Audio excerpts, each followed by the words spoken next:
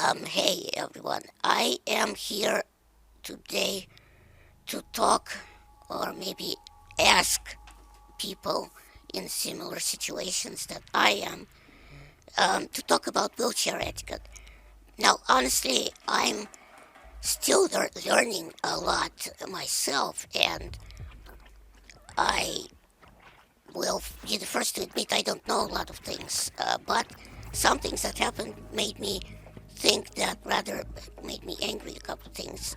And I wanted to ask fellow wheelchair drivers out there, pilots, and if I'm right about this, to be kind of have it stuck in my OCD brain, or is it the other way around that the others are right? And I'm asking this because I thought of it myself, and there is no one out there to really help or explain these things to me. So I would need to be maybe the first one to be wrong about such situations. So sorry for the long wording, but it all led from a friend of mine making a big reference as sarcastic, loud joke at my expense, I suppose, on a bus when we were out together one time.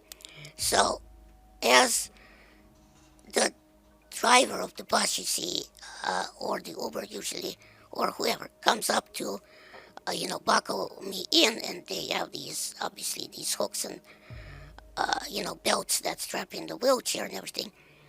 Sometimes even outright tell you, to turn off your motor. And right there, when he says turn off your motor, do you do it or do you leave it on?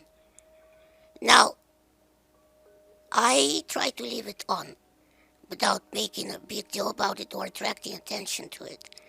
But you see, the reason I do is this because, and this kind of stuck in my craw, is because when the friend kind of made a loud announcement that I didn't turn it off to the entire bus, twice, that I forgot to turn it off. I didn't actually forget, obviously. When the driver asked me to, I didn't turn off the motor because it takes several seconds after I turn it back on again for the wheelchair to move. So that's why I obviously don't advertise the fact that I didn't turn it on, and I leave it on for kind of safety reasons. It's not really safety or security, but it makes me feel better, that I can move whenever I get unstrapped almost instantly. So without having to wait, 5 seconds for the safety check to run its thing. So what I usually do is before I get into Ubers and things like that, or buses, is I de-elevate or, put everything in as much in lower, basically, forward position of the what they ask you to when you're landing, I suppose, of the wheelchair, because obviously lower center of gravity. I de-elevate everything. The seat, put the angle of the seat forward as much as I can, ironically for the opposite of safety reasons, but because which will lead into my next video as a wheelchair rant about Ubers and ramps. The wheelchair has a safety, right, and at an angle. So you don't want to tilt it back at too much of an angle, because when that angle happens, plus you go over a ramp which tilts you back even more, the safety will stop you from moving. So I'll explain in the next video how that becomes an issue.